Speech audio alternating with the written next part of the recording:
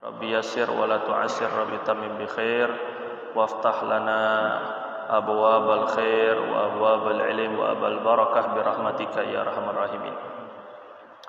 Syukur kehadirat Allah. Kita ini Pak, hamba-hamba Allah.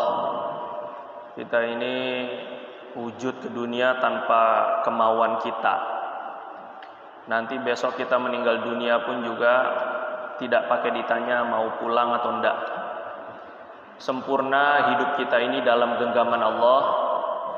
Kita makan pakai rezekinya Allah, berjalan di atas buminya Allah, di bawah kolong langitnya Allah.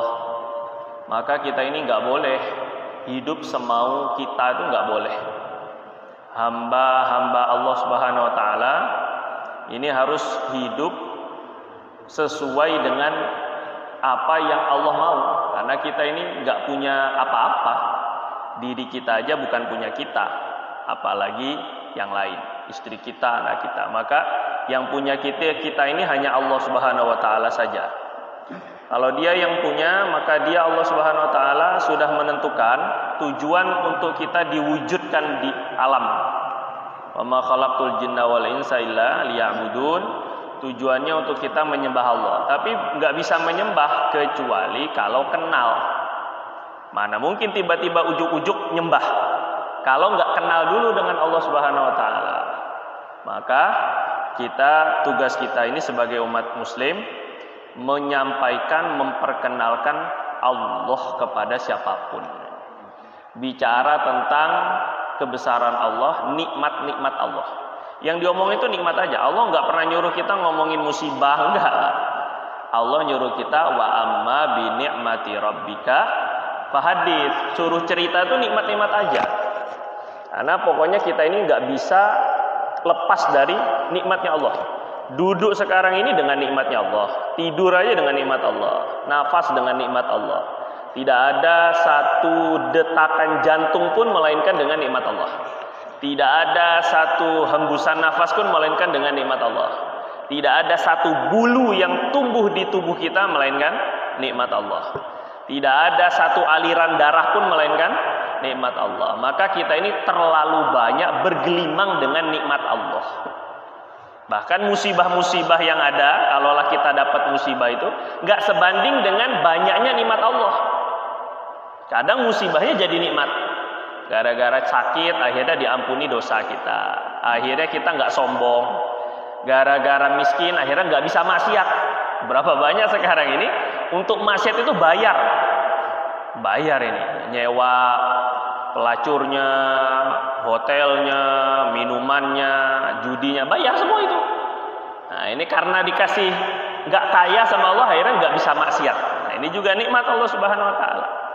Nah maka kita syukur ke Allah Subhanahu Wa Taala, hidup kita ini diniatkan bagaimana untuk taat kepada Allah. Karena kita ini udah dikasih beragam nikmat sama Allah Subhanahu Wa Taala, semuanya nikmat, nggak ada yang nggak nikmat, semuanya nikmat. Wasbagha alaikum ni'amahu zahiratan wa batinah. Allah telah melimpah ruahkan nikmat-nikmatnya, baik yang terasa nggak terasa, baik yang kelihatan atau nggak kelihatan, tanpa kita sadari. Pokoknya tiba-tiba kuku tumbuh, nggak pakai disuruh. Kemudian rambut tumbuh, tenaga tumbuh. Kadang-kadang kita punya recovery, punya kemampuan untuk menyembuhkan diri sendiri, antibody pun juga nggak pakai disuruh. Allah Subhanahu Wa Taala ini nggak terasa semuanya. Maka kita mau nggak mau harus cinta ke Allah. Kalau udah dikasih rumah aja kita seneng banget sama orang yang ngasih rumah. Kalau ada yang ngasih motor aja, bapak dikasih motor aja sama orang, cinta langsung sama yang ngasih motor. Ada yang ngasih jam tangan, cinta langsung sama yang ngasih jam tangan. Bagaimana yang ngasih tangan? Kok nggak cinta-cinta ini? Ya, insya Allah. Kalau misalnya dikasih rumah aja sudah senang, gimana yang ngasih bumi dan ngasih kaki tangannya? Allahu Akbar. Maka Nabi SAW bilang, ahibullah lima yaghdukum min ni'amih. Kita ini bisa cinta kepada Allah, cintailah Allah dengan mengingat nikmat-nikmat yang sudah Allah berikan kepada kalian. Makin tafakur nikmat, makin cinta sama Allah Subhanahu Wa Taala nanti, ya Pak ya. Nah kita masuk ke ini bukunya Pak yang saya bilang kemarin. Ya buku ini ya sederhana ya, semoga Allah terima itu saja sampai hari kiamat. Nah ini buku ini Bapak nanti kalau ada yang kurang, ini ditaruhnya di masjid. Tapi kalau Bapak mau bawa silakan. Cuma harus komitmen ikut ngaji tiap Kamis. Nah itu dia ya. Ini bukan nyogok Pak ya. Nggak apa-apa lah, nyogok juga nggak apa-apa ya. Nyogok masuk surga kan nggak apa-apa kan. Nah itu ya. Jadi kalau seandainya mau dibawa pulang boleh, tapi harus komitmen setiap Kamis datang gitu ya. Usaha untuk datang gitu ya. Nah ini di halaman 6 Pak langsung. Untuk mukaddimah Bapak bisa baca sendiri nanti. Dan kemarin sudah saya singgung sedikit-sedikit mengenai apa alasan penulisan buku ini dan kenapa kita harus belajar fikih ibadah. Kemarin sudah bahas di pertemuan yang pertama. Langsung dibuka halaman 6 dan 7. Halaman 6 Pak ya. Bab 1. Ini buku ini tentang wudu, sholat, sama zikir setelah sholat. Nah kita mau baca fikih itu pakai tasawuf juga, pakai iman juga. Jadi bukan sekedar belajar fikih tahu halal, haram, wajib, sunnah, syarat yang sah, syarat wajib yang membatalkan, tapi nggak ada iman, ya nggak bisa amal. Ataupun juga tahu sholat, tata syarat rukunnya, yang hal-hal yang membatalkan, tapi sholatnya nggak merasa dilihat Allah, nggak ada tasawufnya. Jadi kita ingin walaupun kajian kita fikih ibadah, tapi harus ada iman di dalamnya. Yakin di dalamnya dan harus ada tasawuf di dalamnya. Anta budallaha ka'annaka tarah wa illam takun tarah fa innahu yarak. Tasawuf itu pokoknya merasa dilihat Allah atau seolah-olah melihat Allah. Itulah inti dari tasawuf, adab itu Pak ya. Nah, bab pertama wudu. Wudu itu diambil dari bahasa wadoah, artinya cahaya. Wudu itu secara bahasa Pak artinya cahaya. Karena memang wudhu ini dijanjikan oleh Nabi SAW untuk menjadi cahaya.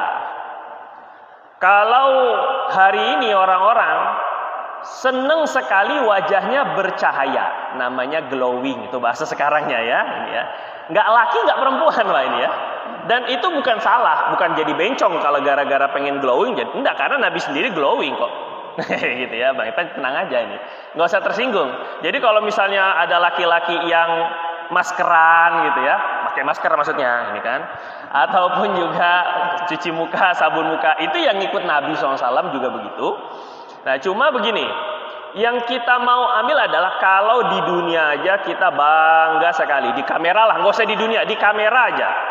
Kalau ada foto yang kita foto berkali-kali, yang disimpan cuman yang kitanya itu bagus. Nggak peduli orang, foto rame-rame sama orang, yang dilihat pertama kali siapa Pak?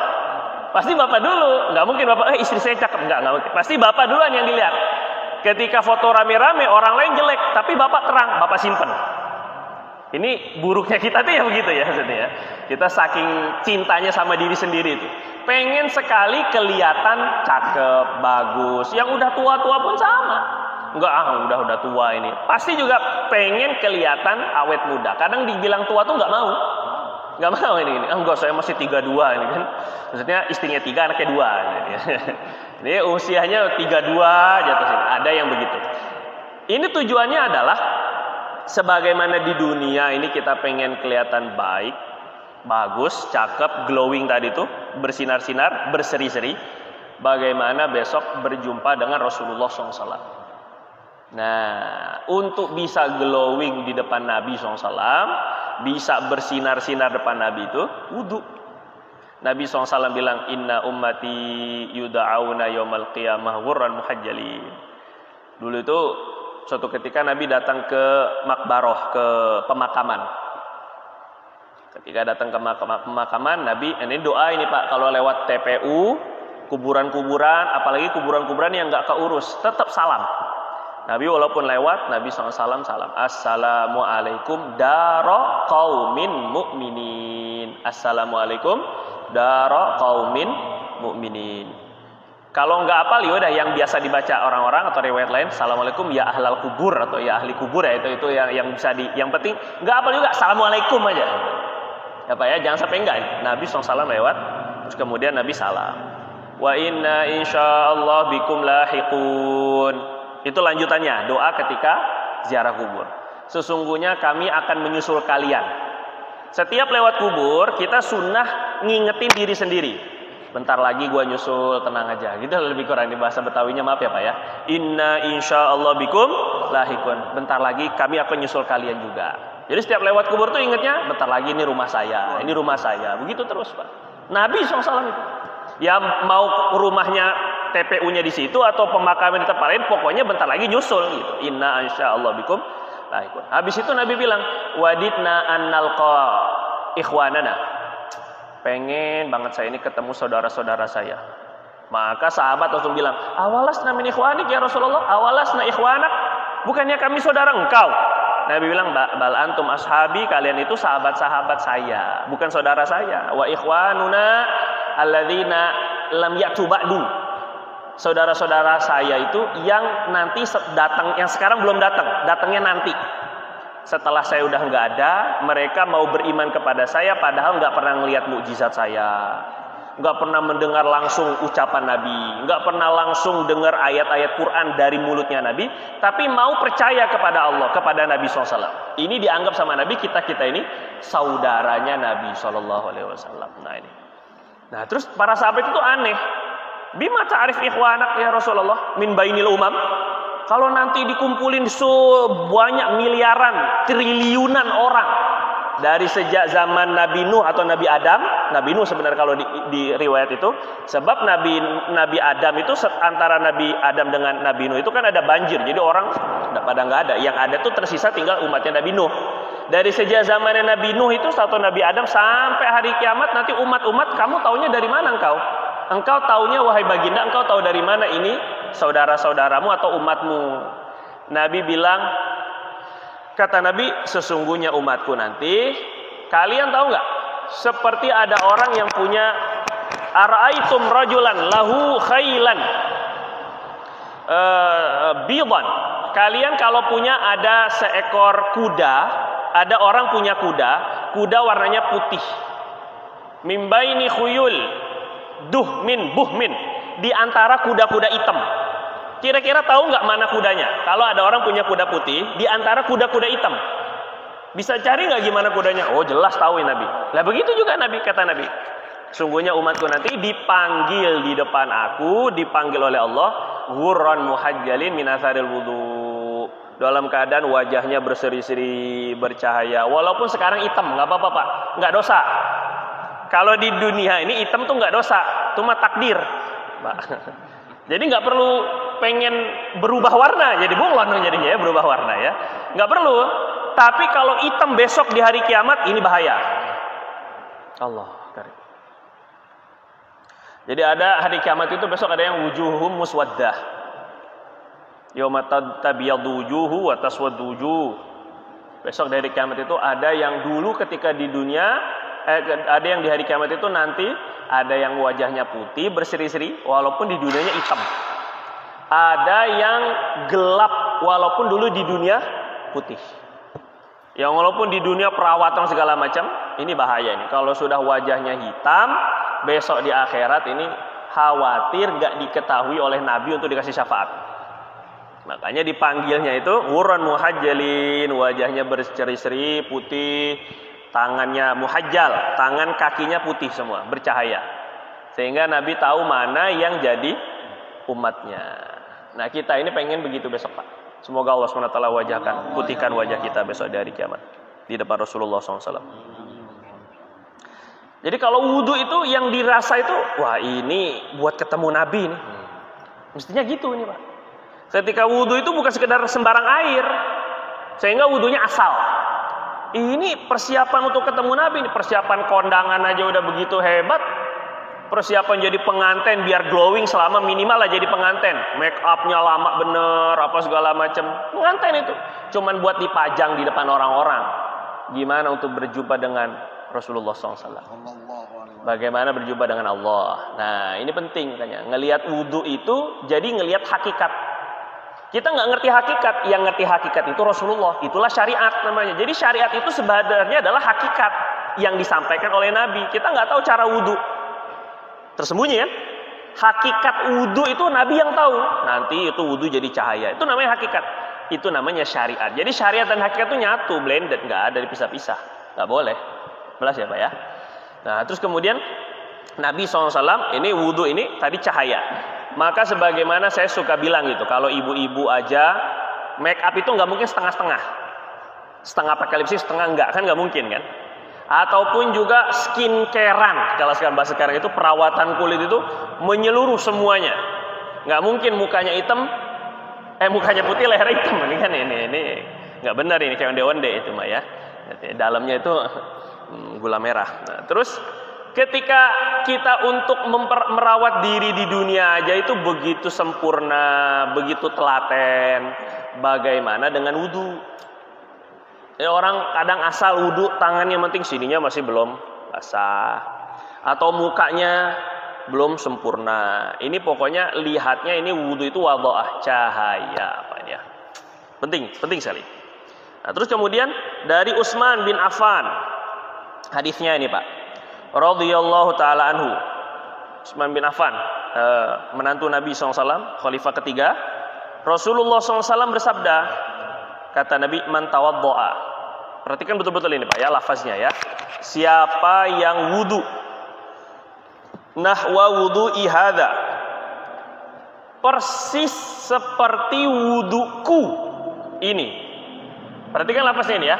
Siapa yang wudu nahwa. Nahwa itu dari kata nahayanhu, artinya melangkah. Tepat langkahnya itu ngikutin step-stepnya Nabi. Caranya itu seperti Nabi. Nahu itu bisa artinya misal, contoh. Jadi benar-benar nyontoh Nabi. Siapa yang berwudu mencontoh dengan wuduku ini. Ini yang meriwayatkan Sayyidina Utsman. Kemudian Sayyidina Utsman sampaikan kepada tamu-tamunya. Summa shalla rak'atain.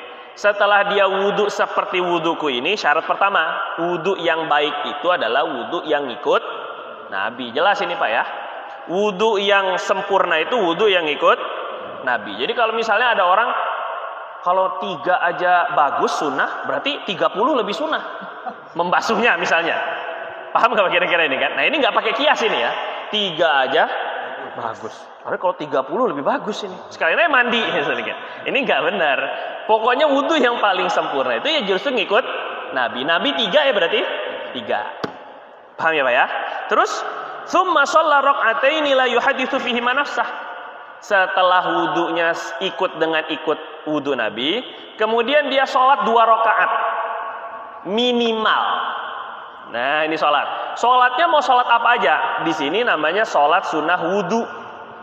Sholat sunnah wudu itu sholat setelah wudu. Pokoknya sholat aja. Mau digabung niatnya sama duha boleh. Nah ini bedanya yang ngaji sama nggak ngaji di sini. Jadi kalau seandainya Bapak tahajud malam, habis wudu kan? Nah terus habis wudu itu tahajud, niatnya usolli sunatat tahajud wal wudu.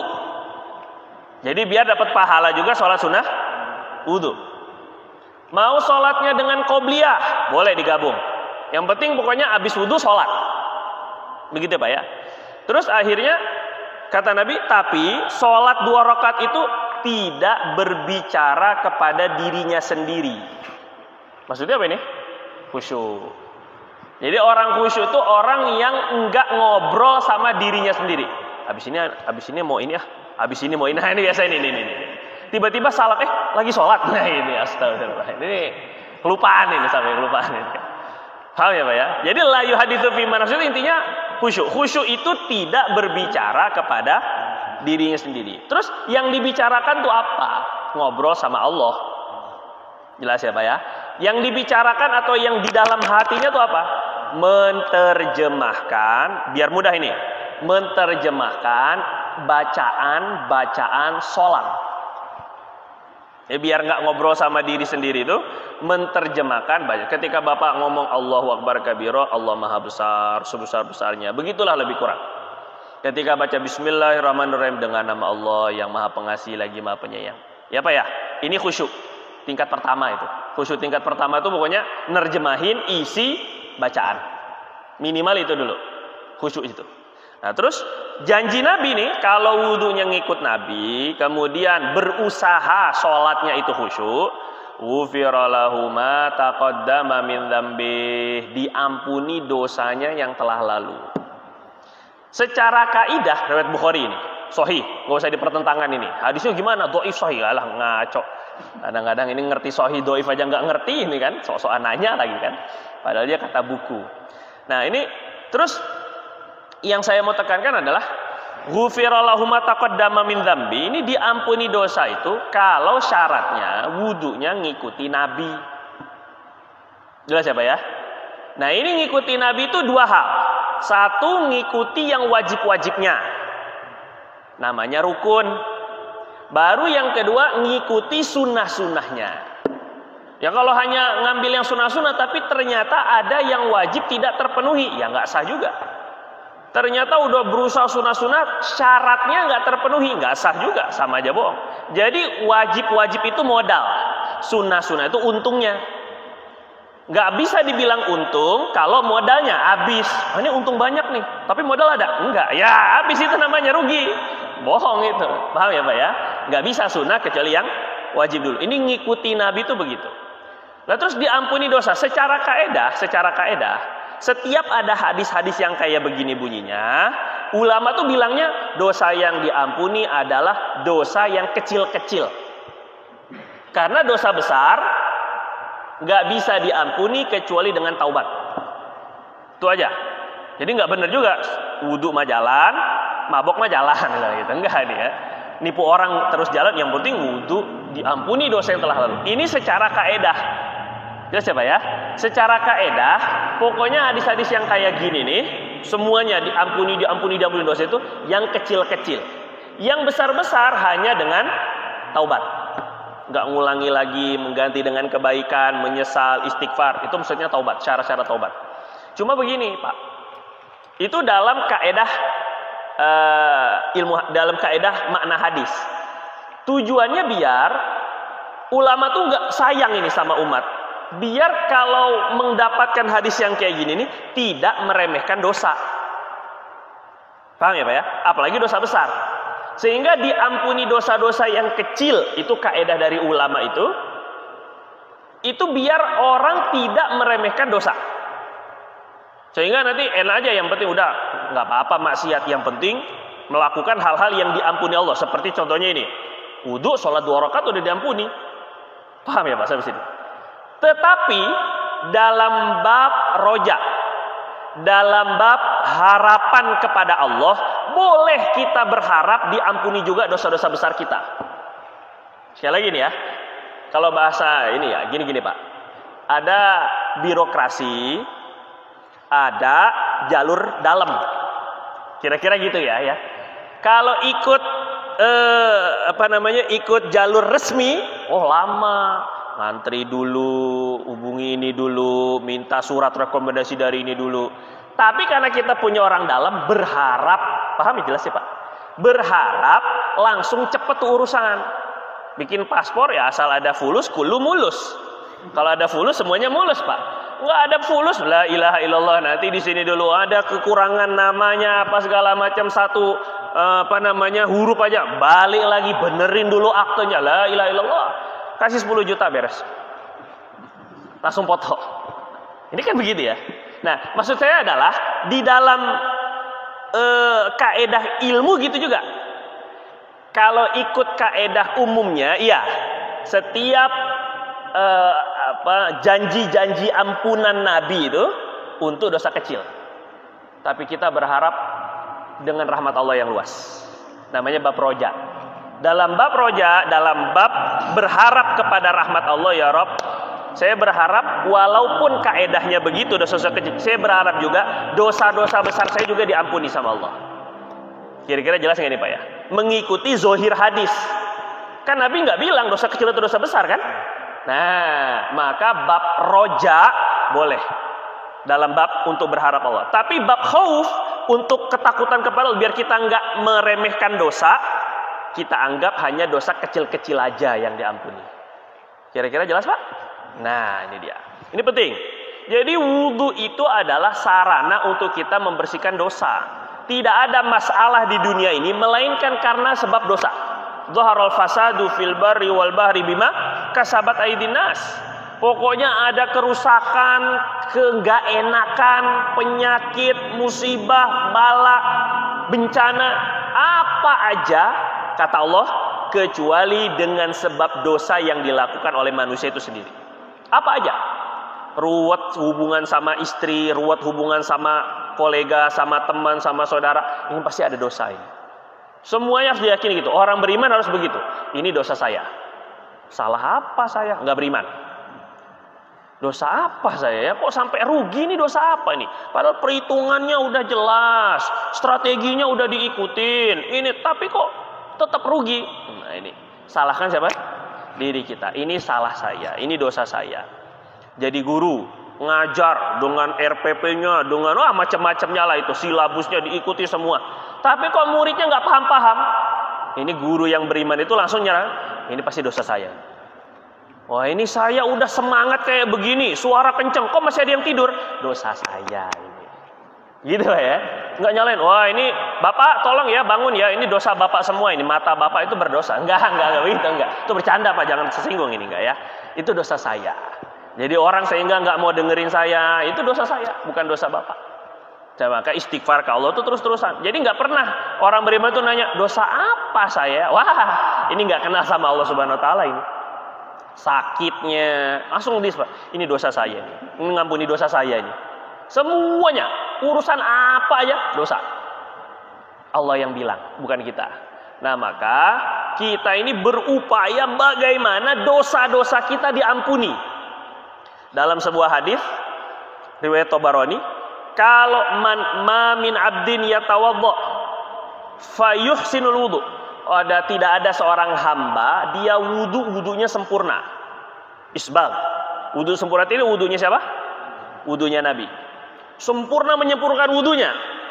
Terus illa kharajat khotoyah, melainkan akan keluar daripada dosa-dosanya hatta min tahti adfari. Ini riwayat Muslim kalau yang kayak ini. Sampai di bawah kuku-kukunya semua dosanya luntur. Kalau ada dosa kuku, nggak tahu dosa apa itu.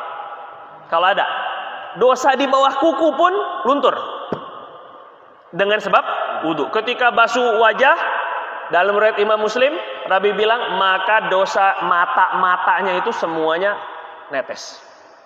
Hatta akhir qatratin qataraha min wajhi, sampai akhir tetes, hingga tetes terakhir wudu. Dosanya itu, ya, makanya jangan dielap. Habis wudu jangan dilap, kecuali kepala, biar ditutupnya nggak migrain atau nggak bau apa segala macam. Tapi kalau muka dan sebagainya jangan dilap, biarin dia netes terus. Semakin banyak netes, semakin banyak. Nah, makruh malah gini, bukan ngelap tapi begini nih. Apa itu namanya tuh? Nyeka. Bahasa mana nyeka ya? Bahasa Indonesia ya, menyeka ya. Oh bahasa Inggris ya. Kayak gini ini juga makruh. Ini biar dosa biar cepat hilang. Enggak, biarin terus, biar terus netes ya. Nah, ulama tuh Imam Abu Hanifah tuh kalau ngelihat orang tuh lagi wudu, bisa beliau tahu dosa-dosanya yang dilakukan apa. Matanya habis ngelihat apa ini? Ngelihat dari air wudu. Karena sudah Allah buka hijab dalam matanya itu, bisa kelihatan. Nabi bilang kalau udah tangannya dibasuh, tangannya pun juga nanti dosa-dosa tangan. Ma batasyat yadah. Apa yang dipegang, salaman sama siapa, apa yang diambil, apa yang dilakukan, mukul siapa, ketahuan semua itu, luntur semua. Sampai kakinya digunakan kemana itu berjalannya, dosa kaki semuanya luntur. Nah setelah selesai, maka salima min dunubih, dia akan bersih dari dosa-dosanya, kayaumi waladathu ummuh, seperti bayi baru lahir. Bayi baru lahir itu karena nggak ada dosa, maka rezekinya gampang. Bayi itu Pak, kenapa rezekinya mudah? Nggak ngomong Pak, nangis doang. Ibunya paham, oh lagi sakit, dibawa ke dokter. Dia nggak usah apa-apa, orang nggak kerja. Lagi mana juga bayi kerja. Dia aja cuman makanan datang, minuman datang, orang datang, oh masya Allah lucunya nih, sedikit amplop datang, nggak pakai minta. Kenapa bayi begitu hebat nih? Kekuatan bayi ini kan? Karena nggak ada dosanya. Jelas kira-kira ini Pak ya. Nah begitulah lebih kurang. Jadi kita ini ngerengek aja itu, doa langsung dikabulin. Kalau dosa sudah bersih. Kata Nabi itu nanti akan seperti bayi baru lahir orang habis wudu. Kalau wudunya benar. Nah sekarang ini ketika Bapak punya baju, ketika bapak punya bajunya apalagi warna putih, kelihatan banget kalau lagi kotor. Cuci sekali kelihatan masih, ucek lagi, sikat lagi, terus sampai begitu kan, sampai benar-benar kelihatan bersih. Nggak mau kita yang baju kita tuh kelihatan kotor, nggak mau kita. Begitu juga dengan wudhu, nggak mau setelah wudhu dosa kita masih nyisa. Kita pengen mata kita ini bersih, tangan kita bersih, pikiran kita, karena kepala, pikiran kita bersih, kaki kita bersih. Kalau tambah bismillah, ditambah bismillah sebelum wudhu, nanti semua anggota tubuh badan semua bersih, yang walaupun nggak diwuduin. Perut, ada nggak wudhu perut pak? Nggak ada. Wudhu kemaluan ada nggak?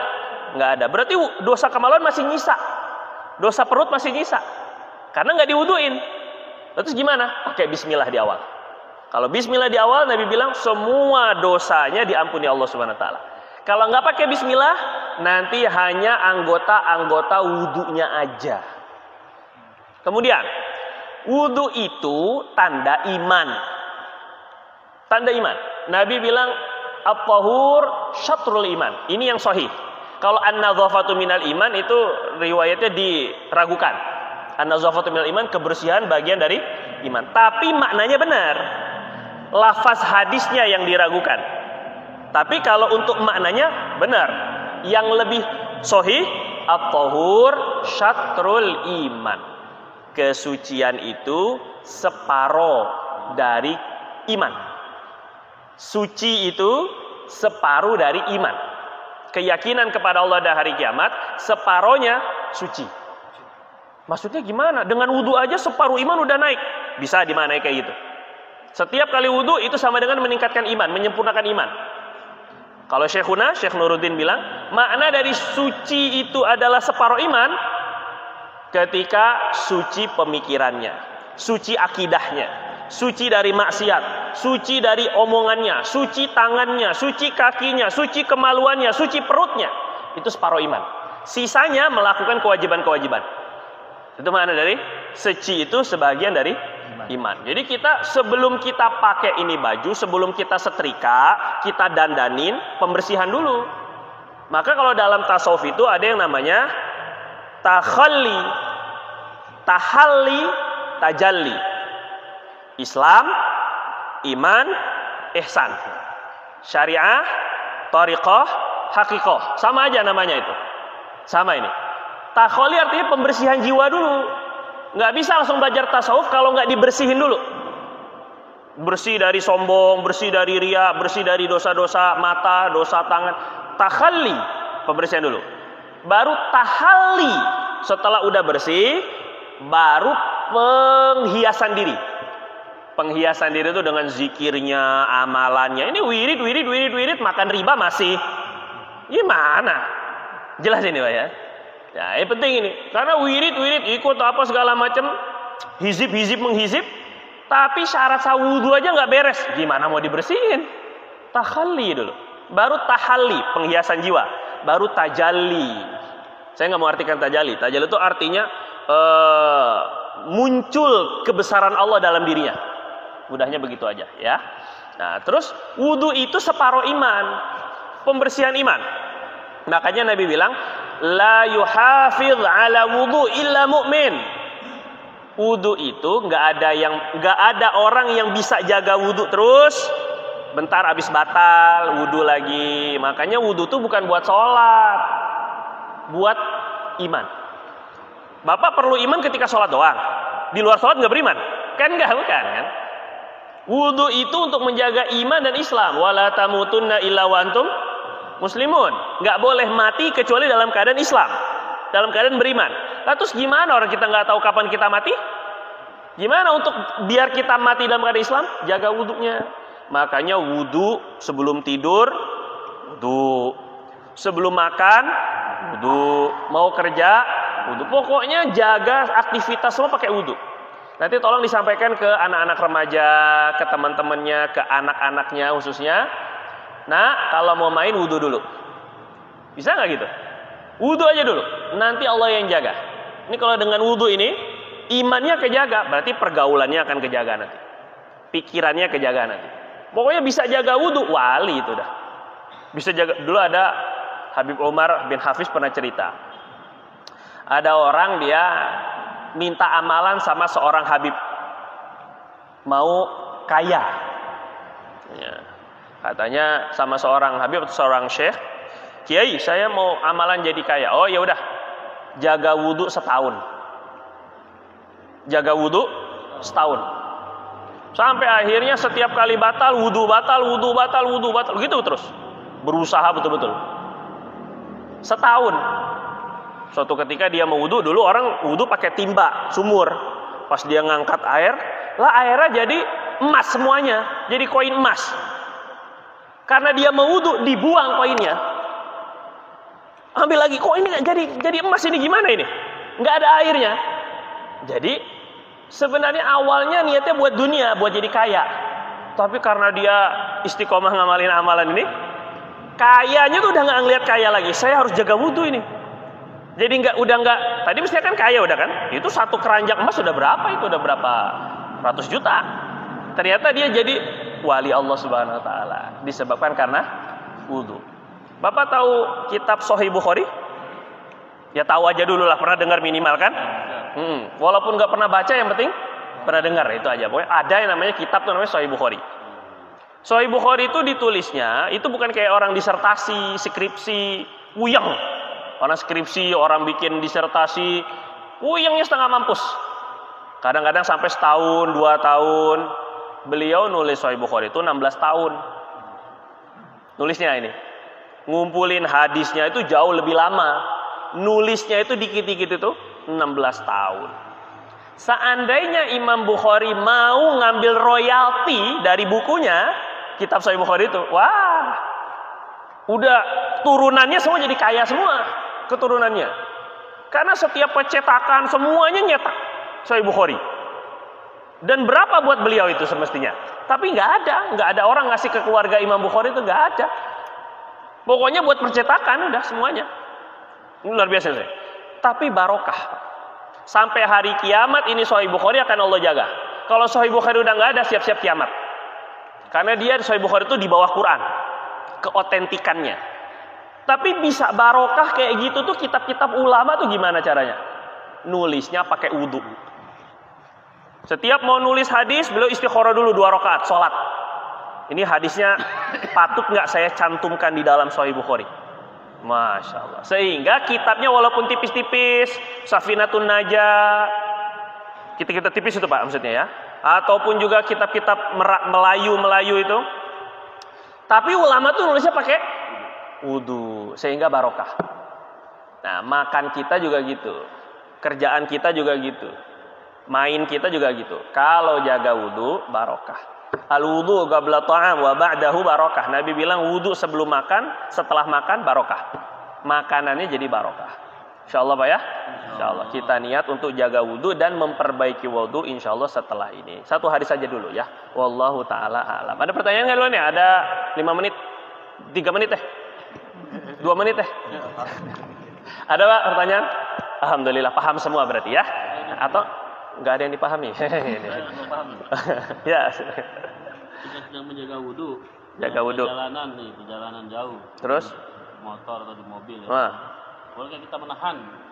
Kan kalau kata buang ini kan suatu nikmat ya. Nah, kalau kita tahan nikmat itu bagaimana? Kita sedang menjaga wudhu. Kita mau jaga wudhu ternyata kentut mulu ini. Pengen ketut. Emang yang paling susah jaga wudhu itu kentut sama nyenggol perempuan. Tapi kalau sama istri mah nggak masalah Pak ya. Nah, maksudnya kita ikut mazhab lain aja dulu lah maksudnya ya, daripada batal mulu kan nggak apa-apa.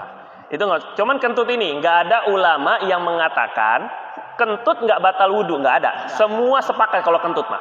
Kalau megang perempuan masih ada perbedaan pendapat, tapi kalau kentut nggak ada khilaf perbedaan pendapat, nggak ada. Kentut ini sepakat ulama mengatakan batal. Nah maka boleh nggak kita tahan? Boleh kalau tidak menyebabkan mudorot. Kita lebih mendahulukan wudhu kita dari, kecuali kalau khawatir jadi penyakit. Kecuali kalau khawatir jadi penyakit. Biasanya kadang-kadang kalau sering nahan kentut, begini masalahnya Pak Wahyu. Penting juga ini Pak. Setan itu pintar. Udah siap. Udah mau sholat. Nah ini mules tiba-tiba ini kan. Ini kan bikin kita lemes ini. Akhirnya udah nggak usah jamaah. Akhirnya begitu jadinya. Tapi kalau sekali ditahan, mujahadah namanya ini. Mujahadah kan, walladzina jahadu fina. Ada usaha. Mujahadah itu usaha. Usaha untuk ininya sekali dua kali nanti hilang. Santri, apalagi kalau di Azen di pondok Ciampea sana, pondoknya Syekh Nuruddin, itu zikiran subuh itu minimal satu jaman lebih. Kalau biasa habis subuh itu izin ke WC, besok gitu lagi. Karena kita ini kalau secara penelitian, diri kita ini punya jam biologis. Jadi kalau biasa buang air di jam 5 pagi, nanti jam 5 besoknya kurang lebih jam 5-an buang air lagi gitu ya. Nah, maka diatur, bisa itu, tergantung pemikiran kita. Tapi selama tidak menyebabkan mudarat. Terakhir, Bapak. Kenapa niat wudu itu di muka bukan di awal? Nah, kenapa niat wudu di muka? Karena muka adalah basuhan wajib pertama. Kalau tangan sunnah. Nah, kita juga dituntut untuk niat ketika basuh tangan. Cuma niatnya, saya niat melakukan sunnah-sunnah wudu. Belum niat wudunya, karena wudu wajibnya itu dari muka. Kalau bapak nggak kumur-kumur, bapak nggak basuh tangan, langsung muka, sah wudunya. Jadi kalau bapak-bapak yang mau jaga wudu, minimal wudu yang wajib-wajib. Muka, tangan, pala, kaki, beres. Tapi kalau untuk sholat, baru kita wudu yang bagus. Ya Pak ya, muka, tangan, kepala, kaki. Makanya niatnya di muka. Karena muka adalah basuhan wajib pertama. Wallahu ta'ala alam bisawab. Subhanakallahumma bihamdika asyhadu an la ilaha illa anta nastaghfiruka wa natubu ilaik. Lebih kurang saya mohon maaf. Assalamualaikum warahmatullahi wabarakatuh. Waalaikumsalam warahmatullahi wabarakatuh. Sallallahu